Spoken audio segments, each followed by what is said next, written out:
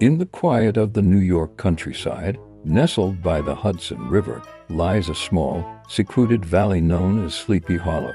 It's a place steeped in history and shadow, where the air itself seems to hum with old-world magic and whispered tales. The people of this glen are a drowsy, dreamy sort, given to all manner of marvelous beliefs. They are subject to trances and visions, and frequently see strange sights, and hear music and voices in the air. The whole region abounds with local tales, haunted spots, and twilight superstitions.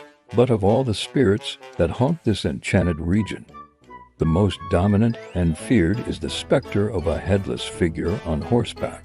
He is known to all as the Headless Horseman of Sleepy Hollow, the ghost of a Hessian trooper, it is said, whose head was carried away by a cannonball in some nameless battle of the Revolutionary War. He is forever seen in the gloom of night, patrolling the countryside in search of his head. Into this valley of phantoms came a man of letters, Ichabod Crane, a native of Connecticut. He was tall and exceedingly lanky, with narrow shoulders, long arms and legs, and a head like a weathercock perched atop his spindle neck. As a schoolmaster, he was a man of some importance in the community, but his mind was a curious mix of small shrewdness and simple credulity.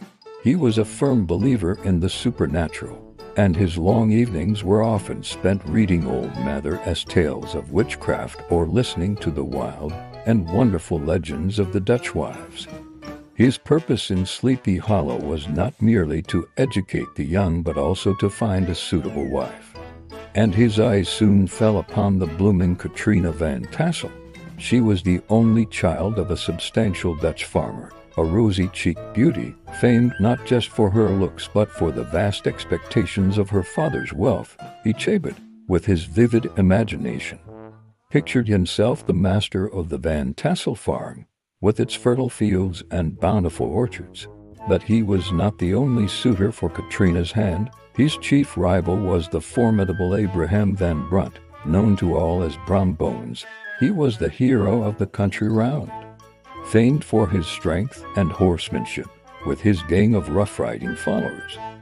He was the lord of the region, and he had long singled out Katrina as his prize. The rivalry between the schoolmaster and the country blade was a source of endless gossip. Brom, unable to challenge Ichabod to a direct fight, resorted to a campaign of practical jokes and harassment. He smoked out Ichabod's singing school, turned the schoolhouse upside down, and filled the valley with tales of Ichabod's cowardice. The schoolmaster, for his part, continued his courtship in his own quiet way, believing he was making progress with the coquettish Katrina. The tension came to a head one crisp autumn night at a grand party held at the Van Tassel farm. The countryside gathered for a feast of epic proportions.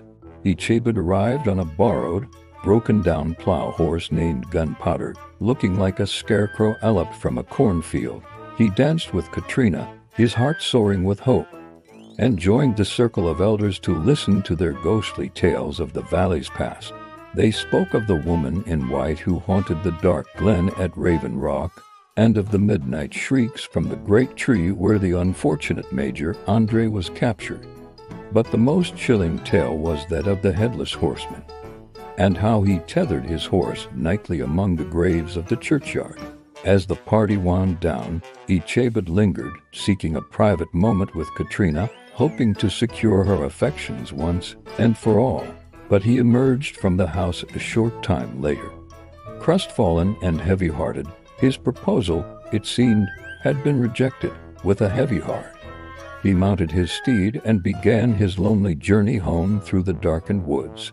The stories he had heard at the party now preyed on his mind.